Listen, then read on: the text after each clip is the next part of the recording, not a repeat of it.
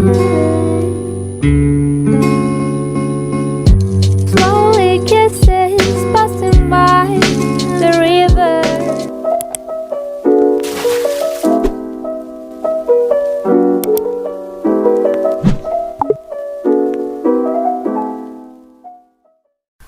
Universitas Tikubang Semarang, disingkat Unisbang, adalah entrepreneurial university berbasis teknologi informasi dan komputer yang terletak di pusat kota Semarang. Kampus Universitas Tikubang Semarang terletak di Jalan Kendeng 5, Bedan Ngisor, Kecamatan Semarang Selatan, dan juga di Jalan Trilomba Juang nomor 1 Semarang. Universitas Tikubang Semarang memiliki 6 fakultas, yaitu yang pertama Fakultas Teknologi Informasi, Fakultas Hukum, Fakultas Bahasa dan Ilmu Budaya, Fakultas Teknik, Fakultas Ekonomika dan Bisnis, dan Fakultas Pariwisata.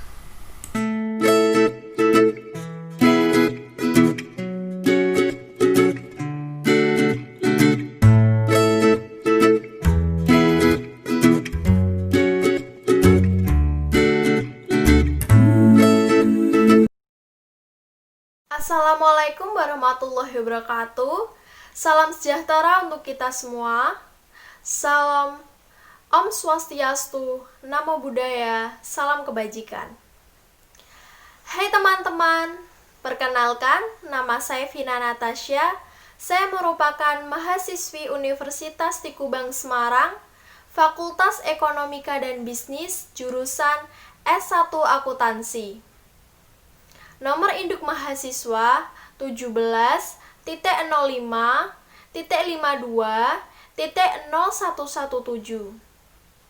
Sebelum kita mulai videonya, jangan lupa menerapkan protokol kesehatan ya teman-teman, yaitu dengan melakukan 3M.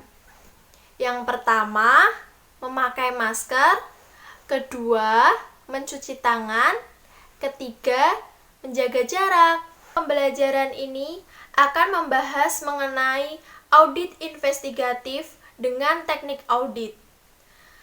Semoga dengan adanya video ini dapat memberikan manfaat berupa kemudahan dalam memahami materi tersebut. Video ini dibuat untuk penilaian ujian akhir semester mata kuliah audit investigatif yang diampu oleh Bapak Arif Himawan. Pembahasan. Di sini saya akan menyebutkan materi berdasarkan urutan yang akan dijelaskan dalam video pembelajaran ini. Yang pertama, pengantar. Pengantar ini berisikan penjelasan materi secara singkat.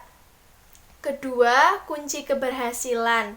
Isi materinya berupa kunci keberhasilan dari teknik audit investigatif.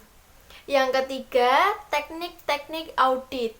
Isi materinya berupa beberapa teknik-teknik audit. Dan yang keempat, atau yang terakhir, yaitu penutup. Penutup berisikan kesimpulan dari keseluruhan materi yang akan kita bahas. Pengantar. Di sini saya akan menjelaskan mengenai secara singkat materi yang akan kita bahas. Istilah audit investigatif yaitu dilaksanakannya suatu audit. Audit investigatif lebih dalam dan melebar ke audit atas hal-hal yang tidak disentuh oleh audit umum atau audit keuangan atau yang biasa disebut dengan opinion audit.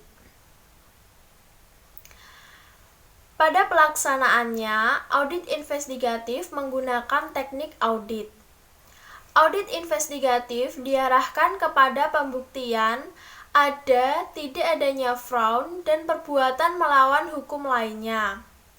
Meskipun tujuan opinion audit berbeda dari audit investigatif, teknik auditnya sama. Hal yang berbeda hanyalah penerapan yang lebih intens dalam audit investigatif. Penerapan teknik yang lebih mendalam kadang-kadang melebar dengan fokus pada pengumpulan bukti hukum untuk menentukan apakah seseorang melakukan atau tidak melakukan fraud. Banyak auditor yang sudah berpengalaman mengaudit laporan keuangan perusahaan atau lembaga keuangan lainnya ragu-ragu untuk melaksanakan fraud audit dan audit investigatif. Padahal teknik-teknik yang mereka kuasai memadai untuk diterapkannya dalam audit investigatif. Teknik audit adalah cara-cara yang dipakai dalam mengaudit kewajaran penyajian laporan keuangan. Hasil dari penerapan teknik audit adalah bukti audit. Oleh karena itu, ada penulis yang menggunakan istilah teknik audit dan jenis bukti audit atau types of audit evidence dalam makna yang sama. Kunci keberhasilan. Kunci keberhasilan dari semua teknik audit investigatif sebagai berikut. Yang pertama, mengerti dengan baik persoalan yang akan dipecahkan, apa yang akan diaudit investigatif. Di pembahasan sebelumnya dijelaskan bagaimana akuntan forensik mengidentifikasi persoalan ini, sejak tahap audit fraud yang proaktif sampai diterimanya tuduhan, dugaan, keluhan, dan temuan sementara. Kedua, kuasai dengan baik teknik-teknik audit investigatif. Penguasaan yang baik memungkinkan investigator menerapkan teknik yang tepat untuk menyelesaikan persoalan yang investigator identifikasi. Sama seperti pemancing di atas atau seorang seni pahat memilih alat yang tepat dalam tahapan pekerjaannya. Yang ketiga, cermat dalam menerapkan teknik yang dipilih. Biarpun tekniknya tepat, apabila pelaksanaannya tidak cermat, hasilnya tidak akan seperti yang diharapkan. Itulah sebabnya mengapa due professional care merupakan standar audit yang penting. Dalam audit investigatif, kecermatan itu terlihat antara lain dari cara investigator mengajukan pertanyaan, menentukan kapan pertanyaan tersebut harus diajukan, menindaklanjuti jawaban, dan mempertahankan sesuatu. Yang keempat, cermat dalam menarik kesimpulan dari hasil penerapan teknik yang investigator pilih.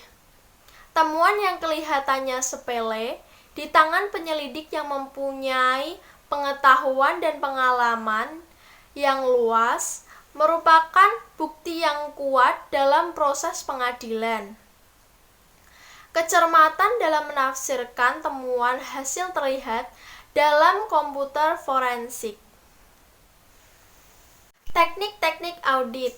Teknik audit merupakan suatu teknik yang digunakan oleh audit investigatif maupun audit umum untuk melaksanakan kegiatan auditnya.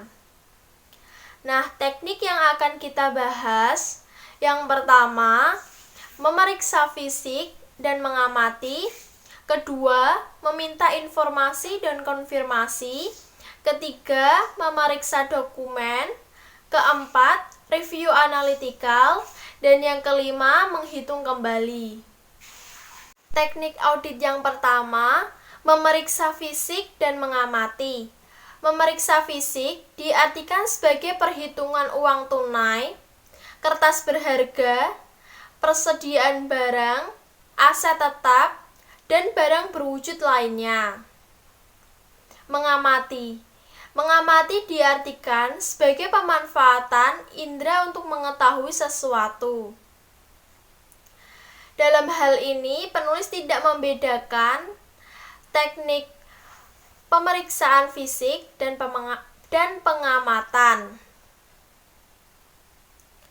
Dalam audit, investigator menggunakan kedua teknik ini untuk memahami atau mengetahui sesuatu yang telah diaudit. Di sini saya juga akan menjelaskan contoh dari memeriksa fisik dan mengamati. Yang pertama, dari kunjungan ke lokasi yang terkena dampak semburan lumpur panas di Porong Sidoarjo tahun 2006, investigator menyaksikan sendiri apa yang terjadi dan luasnya musibah ini. Salah satu bentuk pemahaman, investigator mempunyai bayangan. Pemahaman ini penting ketika nanti ia membaca laporan para ahli secara rinci tentang luasnya kerusakan dan besarnya kerugian. Nah, contoh yang kedua, dari kunjungan ke wilayah yang terkena gempa, para relawan dan petugas dari dinas sosial dapat menentukan jumlah kilometer jalan, rumah, sekolah, rumah ibadah, kantor, pabrik, dan lain-lain yang rusak. Pemahaman ini lebih dari bayangan mengenai intensitas kerugian akibat semburan lumpur panas tadi. Di sini ada data kuantitatif. Yang contoh yang ketiga, pengamatan tenaga ahli dari maskapai asuransi akan memberikan kepada pemahaman yang lebih mendalam lagi, yakni siapa yang bertanggung jawab dan siapa yang layak menerima klaim ganti rugi. Ini pertanyaan yang senantiasa dihadapi maskapai asuransi, dan mereka harus dapat membuktikan jawabannya. Investigator seringkali menghadapi situasi yang sama. Dan yang contoh yang keempat, pengamatan juga dapat memberikan petunjuk adanya fraud. Jika investigator mengamati jalan, SD Inpres dan bangunan lain sebelum mereka roboh, mereka mempunyai petunjuk penting tentang kemungkinan korupsi dalam pembangunan infrastruktur. Kelompok pemeriksaan fisik dan pengamatan. Pemeriksaan fisik dan pengamatan dapat dibagi menjadi beberapa kelompok, yaitu yang pertama inventarisasi atau opnam. Inventarisasi atau opnam adalah pemeriksaan fisik dengan menghitung fisik barang, menilai kondisinya seperti baik, kurang baik, dan rusak, serta membandingkannya dengan saldo menurut buku. Kemudian mencari sebab-sebab terjadinya perbedaan apabila ada. Hasil opnam biasanya dituangkan dalam suatu berita acara. Teknik audit inventarisasi dapat diterapkan misalnya untuk barang inventaris, perabotan kantor, kebun atau ternak, kas, persediaan barang sejauh ada fisiknya. Yang kedua, inspeksi. Inspeksi adalah meneliti secara langsung ke tempat kejadian yang lazim pula disebut on-the-spot inspection, yang dilakukan secara rinci dan teliti. Inspeksi sering dilakukan dengan pendadakan. Inspeksi meliputi pemeriksaan yang rinci terhadap dokumen dan catatan serta pemeriksaan sumber daya yang berwujud. Inspeksi sering digunakan dalam mengumpulkan dan mengevaluasi bukti baik bottom up maupun top down. Dengan melakukan inspeksi atas dokumen, auditor dapat menentukan ketepatan persyaratan dalam faktur atau kontrak yang memerlukan pengujian bottom up atas akuntansi transaksi tersebut. Pada saat yang sama, auditor seringkali mempertimbangkan implikasi bukti dalam konteks pemahaman faktor-faktor ekonomi dan persaingan entitas. Contoh kegiatan inspeksi adalah pemeriksaan terhadap bukti-bukti transaksi seperti rekening bank, kwitansi atau tanda terima lainnya untuk mengevaluasi apakah transaksi yang dilakukan telah sesuai atau menyimpang dari rencana dan anggaran yang telah ditetapkan. Yang ketiga, pengamatan atau surveillance.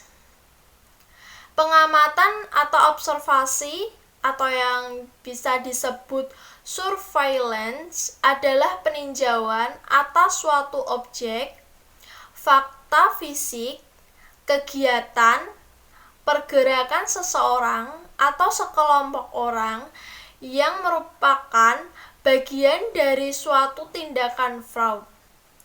Secara hati-hati dan kontinu selama kurun waktu tertentu untuk membuktikan suatu keadaan atau masalah yang bersandar pada penggunaan indera manusia seperti indera pendengar dan penglihatan, kecermatan dan pengetahuan auditor. Teknik ini sering dilakukan dari jarak jauh dan tanpa disadari oleh pihak yang diamati. Jenis-jenis pengamatan. Terdapat beberapa jenis-jenis pengamatan, yaitu yang pertama, stationary or fixed points. Pengamatan simply fixed points atau stationary observation dapat dilakukan oleh siapa saja. Dalam melakukan pengamatan ini, investigator harus memastikan lokasi dan kegiatan yang akan diamati, mengantisipasi berbagai kegiatan yang mungkin terjadi dalam kegiatan tersebut, serta mencatat secara detail keseluruhan aktivitas yang melibatkan tersangka, pelaku fraud, atau merekamnya ke dalam video atau rekaman. Kedua, moving or tiling.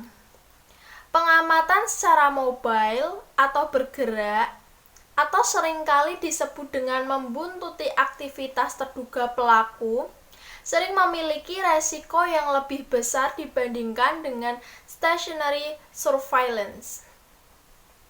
Sebagai contoh, ada auditor internal yang ditembak pada saat sedang membuntuti seseorang terduga pelaku. Resiko kegagalan dari pengamatan jenis ini juga tinggi. Tiling hanya boleh dilakukan oleh para profesional.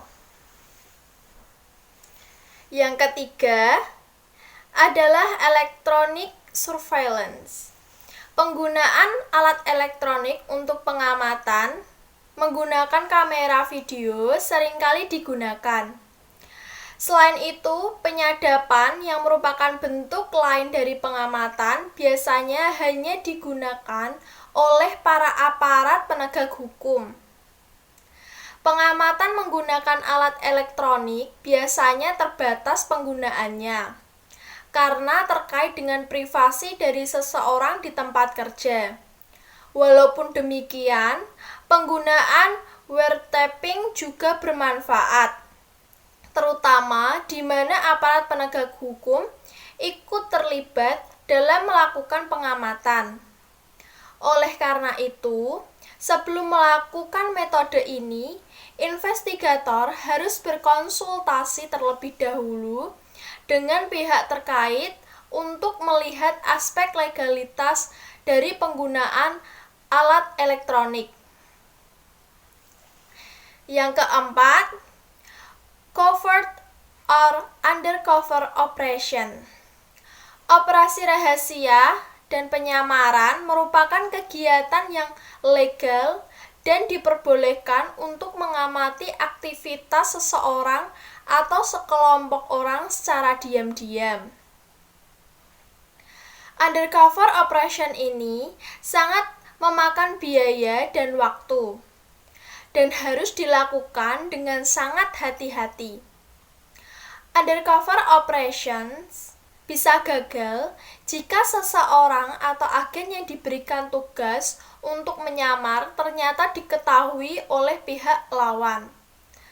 Agen tersebut ketakutan atau agen tersebut menjadi terpengaruh di dalam kegiatan kejahatan yang diamati, sehingga agen menjadi simpati terhadap terduga pelaku fraud.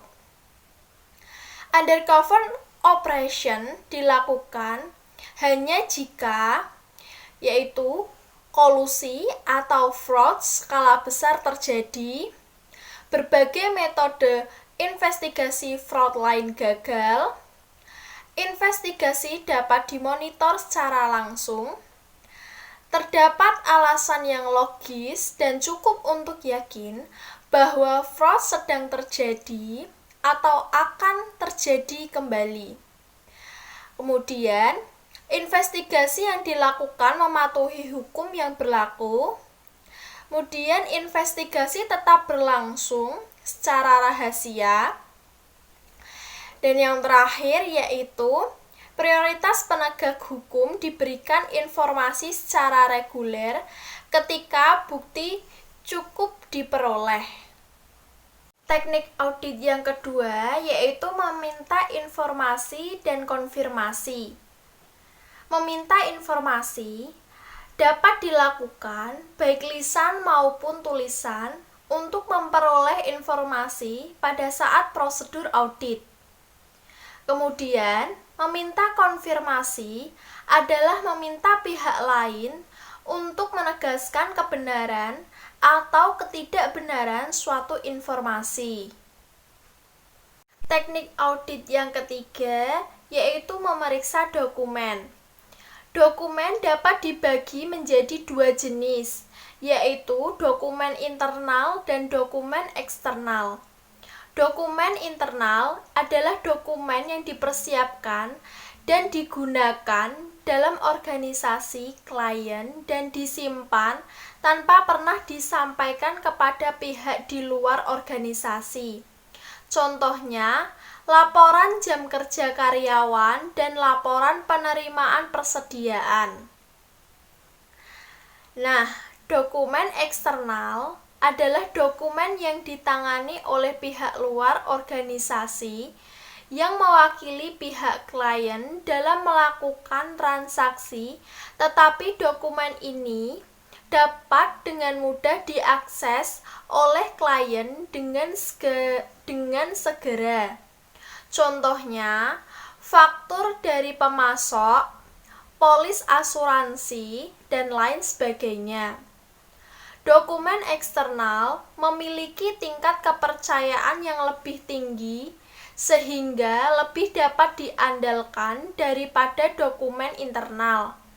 Karena dokumen eksternal pernah berada baik di tengah klien maupun pihak luar lainnya sebagai lawan transaksi klien.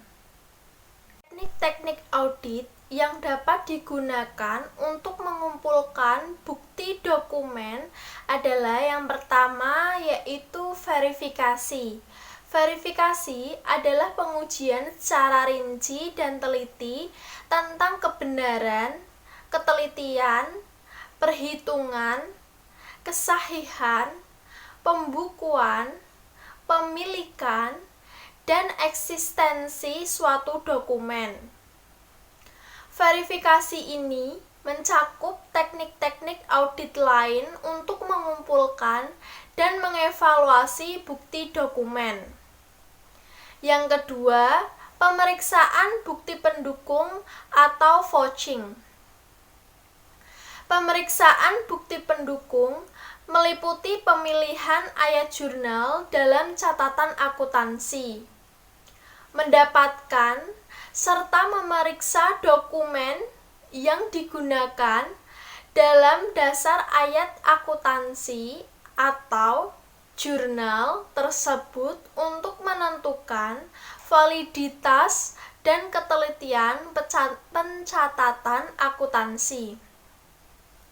Dalam melakukan vouching, arah pengujian berlawanan dengan yang digunakan dalam tracking. Prosedur pemeriksaan bukti pendukung digunakan secara luas untuk mendeteksi salah saji berupa penyajian yang lebih tinggi dari yang sebenarnya dalam pencatatan akuntansi. Prosedur ini penting untuk memperoleh bukti sehubungan dengan penegasan terhadap keberadaan dan kejadian. Adapun tujuan dari vouching untuk memastikan bahwa yang pertama, bukti tersebut telah disetujui oleh pejabat yang berwenang dan terkait. Kedua, bukti tersebut sesuai dengan tujuannya. Yang ketiga, jumlah yang tertera di dalam bukti adalah benar dan sesuai dengan transaksi. Keempat, pencatatan dilakukan secara benar. Yang kelima, kepemilikan dan keberadaan yang sah. Contoh kegiatan pemeriksaan bukti pendukung adalah auditor memilih ayat jurnal pembelian alat tulis di jurnal, kemudian ia membandingkannya dengan kwitansi pembelian alat tulis tersebut atau tanda pembeliannya. Yang ketiga adalah penelusuran atau tracking. Tracking atau penelusuran adalah teknik audit dengan menelusuri suatu bukti transaksi atau kejadian menuju ke penyajian atau informasi dalam suatu dokumen. Teknik audit tracking ini merupakan cara perolehan bukti dengan arah pengujian yang terbalik dari teknik audit vouching. Dalam penelusuran seringkali disebut penelusuran ulang auditor, karena dia yaitu yang pertama memilih dokumen yang dibuat pada saat transaksi dilaksanakan dan menentukan bahwa informasi yang diberikan oleh dokumen tersebut telah dicatat dengan benar dalam catatan akuntansi. Arah pengujian prosedur ini berawal dari dokumen menuju ke catatan akuntansi sehingga menelusuri prosedur ini kembali ke asal-usul aliran data melalui sistem akuntansi. Salah satu kelemahan dari teknik audit tracking ini adalah memerlukan waktu yang lama, karena biasanya dokumen sumber suatu perusahaan sangat banyak jumlahnya dan hampir setiap transaksi mempunyai satu dokumen sumber. Akan tetapi, kelemahan ini dapat diatasi oleh auditor dengan hanya menguji beberapa saja dengan menggunakan metode sampling. Contoh kegiatan penelusuran adalah auditor membandingkan antara angka yang tertera dalam kwitansi yang telah dilakukan dan jumlah angka yang tertera dalam jurnal. Hal ini menunjukkan apakah ada kesesuaian penyajian, yaitu penyajian yang lebih rendah atau yang lebih tinggi. Yang keempat, scanning. Scanning adalah pemeriksaan terhadap dokumen yang kurang terinci untuk menentukan apakah terdapat hal yang tidak biasa yang memerlukan investigasi lanjutan. Penggunaan scan pada audit piutang adalah auditor bisa men-scan daftar piutang untuk melihat piutang setiap pelanggan yang memiliki kejadian piutang yang tidak biasa, seperti adanya saldo piutang negatif, piutang yang umumnya lama, dan piutang yang nilainya besar. Kelima, rekonsiliasi. Rekonsiliasi adalah mencocokkan dua data yang terpisah mengenai hal yang sama yang dikerjakan oleh institusi atau unit atau bagian yang berbeda. Tujuan teknik audit rekonsiliasi adalah untuk memperoleh jumlah yang seharusnya atau jumlah yang benar mengenai suatu hal tertentu. Misalnya, rekonsiliasi dilakukan terhadap catatan bendahara mengenai jumlah saldo simpanan di bank yang dituangkan dalam buku pembantu bank dengan saldo simpanan di bank menurut rekening koran yang diterima dari pihak bank.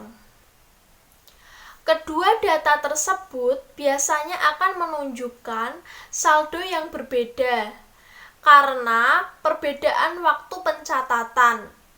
Dengan melakukan teknik rekonsiliasi, maka dapat diketahui berapa sesungguhnya saldo simpanan di bank yang seharusnya. Review Analytical.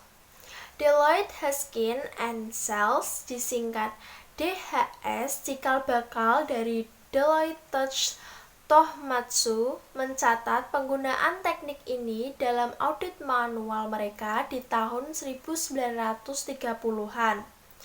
Dan pada akhir tahun 1960 dan awal tahun 1970, DHS mengembangkan berbagai perangkat lunak untuk review analytical. Di antaranya, Statistical Technique of Analytical Review atau disingkat dengan STAR in Auditing. Judul yang sama digunakan sebagai judul dari buku yang ditulis oleh kedua pionir dalam bidang ini, yaitu Kenneth W. Stranger dan Trevor R. Stewart. Dalam review analytical, yang paling penting bukan perangkat lunaknya, tetapi semangatnya, seperti dikatakan oleh Hawke di atas, think analytical first. Ini ciri auditing yang tangguh. Auditor harus menguasai gambaran besarnya terlebih dahulu. Review analytical didefinisikan sebagai a form of a deductive reasoning, sebagai suatu bentuk penalaran deduktif. Tekanannya adalah pada penalaran, proses berpikir. Penalaran yang membawa seorang auditor atau investigator pada gambaran mengenai wajar, layak, atau pantasnya suatu data individual disimpulkan dari gambaran yang diperoleh secara global, menyeluruh atau agregat. Hal ini akan diperagakan dengan contoh-contoh. Bagaimana kesimpulan atau inference itu diperoleh? Stranger dan Stewart melanjutkan, it involves an comparison of the record financial result with result that may reasonably be excited in the circumstance. Review analytical meliputi perbandingan antara data keuangan menurut catatan dengan apa yang wajarnya atau layaknya harus terjadi. Pada dasarnya, seorang investigator secara intuitif terobsesi dengan sesuatu yang agak tidak benar, sesuatu yang melenceng, dan bahwa something must be wrong because it appears so. Oleh karena itu, ia memerlukan patokan atau benchmark untuk membandingkannya dengan apa yang dihadapinya. Patokan ini yang akan dirumuskan oleh Stranger and Stewart sebagai result that may reasonably be expected. Ada beberapa macam variasi dari teknik review analytical, namun semuanya didasarkan atas perbandingan antara apa yang dihadapi dengan apa yang layaknya harus terjadi. dan berusaha menjawab sebab terjadinya kesenjangan. Apakah ada kesalahan atau error, fraud, atau salah merumuskan patokannya? Nah, di sini saya akan menjelaskan mengenai teknik-teknik yang ada pada review analytical. Yang pertama yaitu Betrip-Vergleins and Z-Vergleins. Buku teks ekonomi perusahaan tahun 1850 memberi dua contoh perbandingan dengan menggunakan istilah Jerman yaitu Betrip-Vergleins dan Z-Vergleins. Dalam Betrip-Vergleins, investigator membandingkan perusahaan atau Betrips yang diaudit investigatif dengan saingannya yang seukuran. Terutama kalau Betrips lainnya cukup banyak, investigator bisa mempunyai rata-rata industri yang andal. Pada dasarnya, Betrip-Vergleins ini dimanfaatkan akademis seperti untuk menganalisis kompetensi atau persaingan. Dalam Z-Vergleins, investigator membandingkan perusahaan yang diaudit investigatif pada saat sekarang dengan hal yang sama di masa lalu.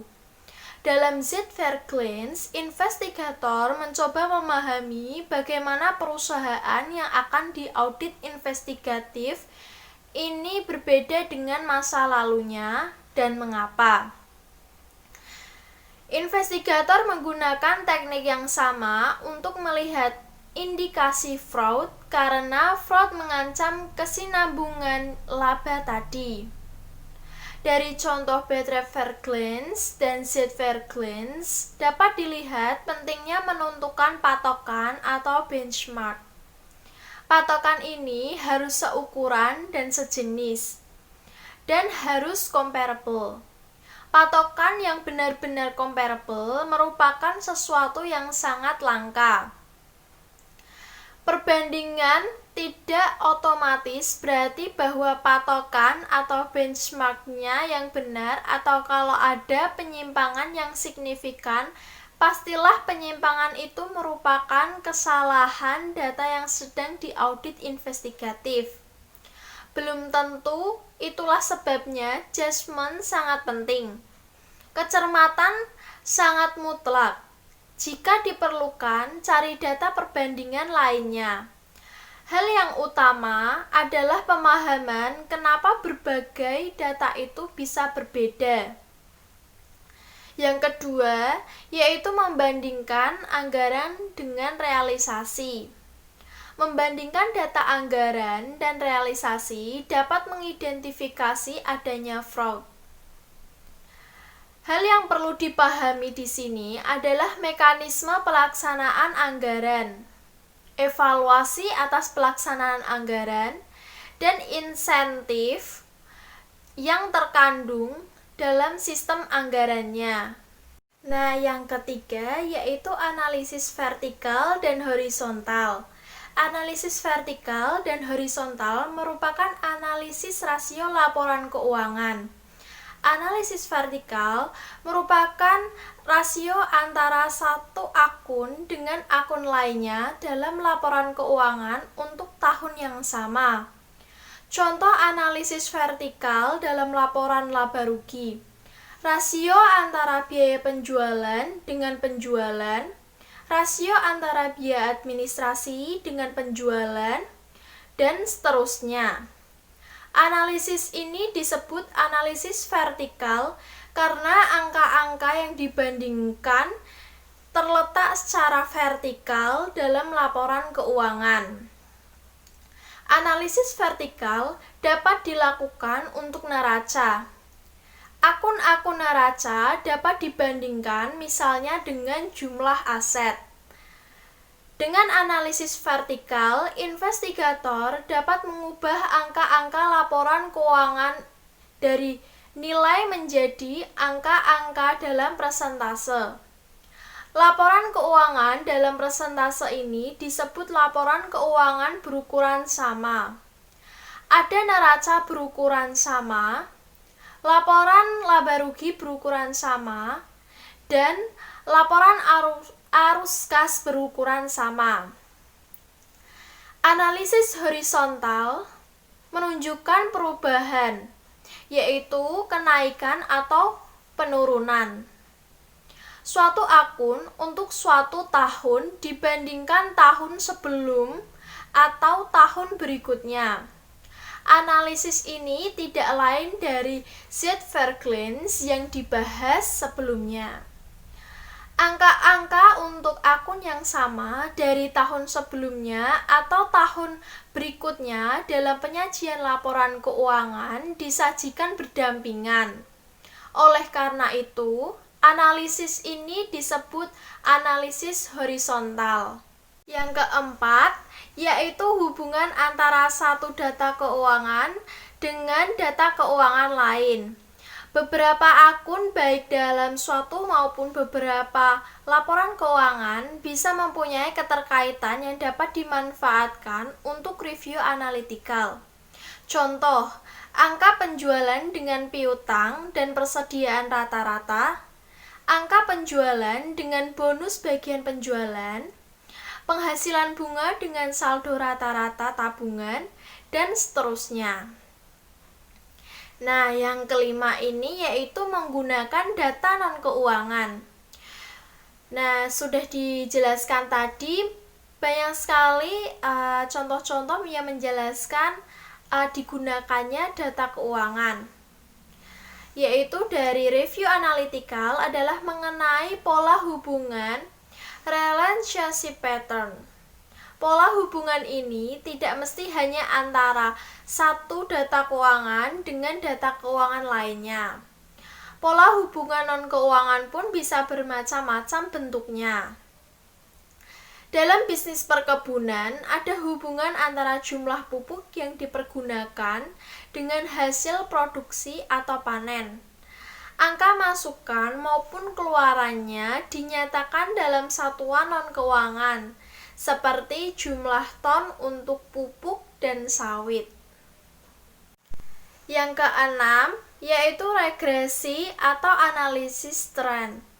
Dengan adanya data historikal yang memadai, review analytical dapat mengungkapkan tren. Berbagai perangkat lunak mempermudah hitungan dan grafiknya.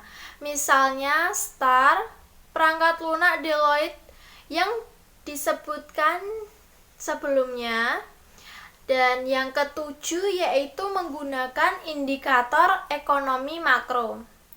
Ada hubungan besarnya pajak penghasilan yang diperoleh dalam suatu tahun dengan indikator-indikator ekonomi seperti inflasi, tingkat pengangguran, cadangan devisa, indikator ekonomi negara-negara yang menjadi partner perdagangan Indonesia, harga minyak mentah dan komoditi lainnya, dan lain-lain. Keandalan perumusan ekometri akan membantu auditor atau investigator melalui data agregat, tanpa harus memasuki pemeriksaan SPT sebagai langkah pertama. Kalau ada indikasi yang kuat, baru dilanjutkan ke dalam pemeriksaan SPT dengan net worth method atau expenditure method. Teknik yang terakhir yaitu menghitung kembali. Menghitung kembali atau reperformance tidak lain dari mengecek kebenaran perhitungan, yaitu seperti kali, bagi, tambah, kurang, dan lain-lain. Ini prosedur yang sangat lazim dalam audit. Biasanya tugas ini diberikan kepada seseorang yang baru mulai bekerja sebagai auditor, yaitu seorang junior auditor dalam kantor akuntan. Dalam audit umum, menghitung kembali atau performance dapat dilakukan dengan yang pertama yaitu voting. Voting adalah penjumlahan kolom angka untuk menentukan apakah totalnya sama dengan nilai yang diperoleh oleh klien.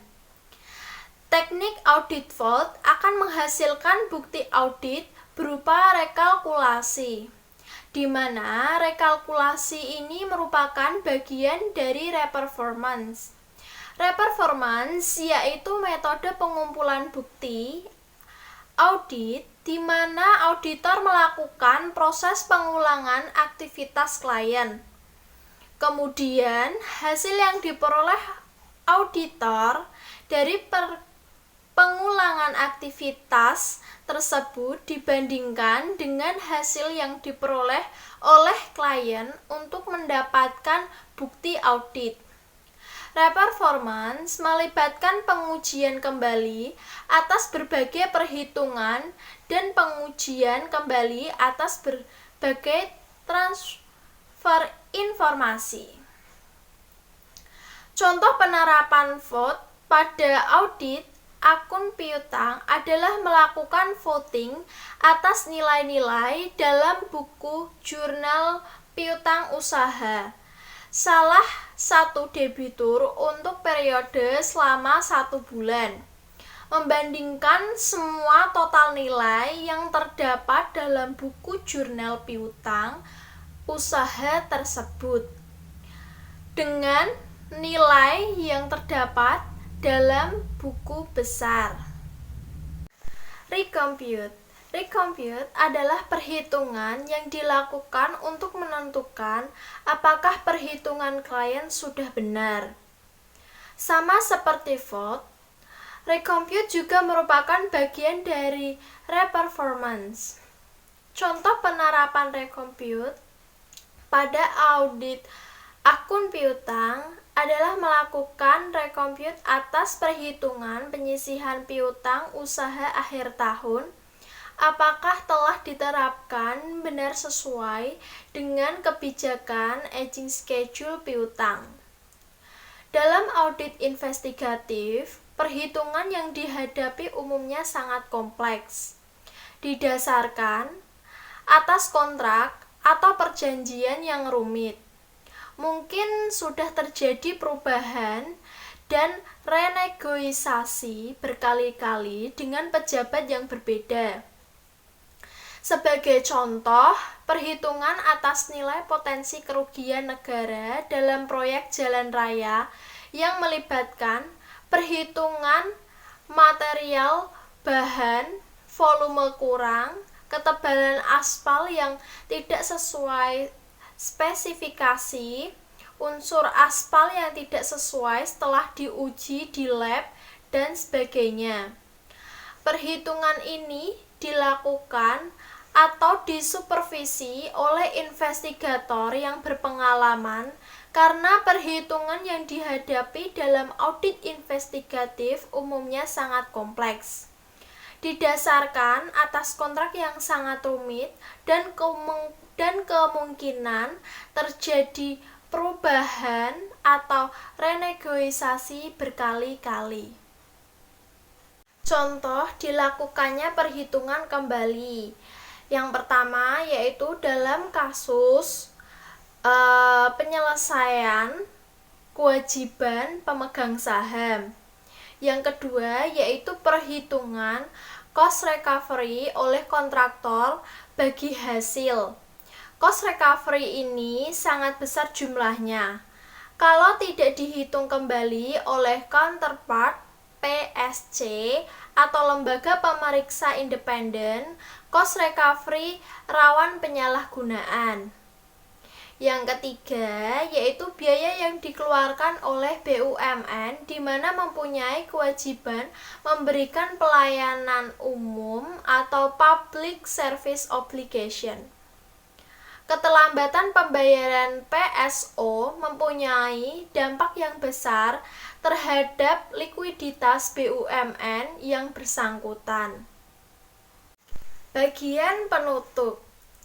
Nah, setelah kita telah bahas mengenai audit investigatif dengan teknik audit, di sini saya akan memberikan kesimpulan yang telah kita pelajari sebelumnya. Nah, yang pertama yaitu teknik audit. Teknik audit yang digunakan oleh audit investigatif dan audit umum atau audit keuangan adalah sama. Mereka sama-sama menggunakan teknik audit dalam pelaksanaan auditnya. Nah, yang kedua yaitu perbedaan audit atas laporan keuangan dan audit investigatif. Yang membedakannya yaitu yang pertama, tujuan. Audit atas laporan keuangan bertujuan memberikan pendapat mengenai kewajiban laporan keuangan sesuai dengan standar akuntansi keuangan. Sedangkan audit investigatif adalah mengumpulkan bukti-bukti yang diterima oleh ketentuan perundang-undangan yang berlaku.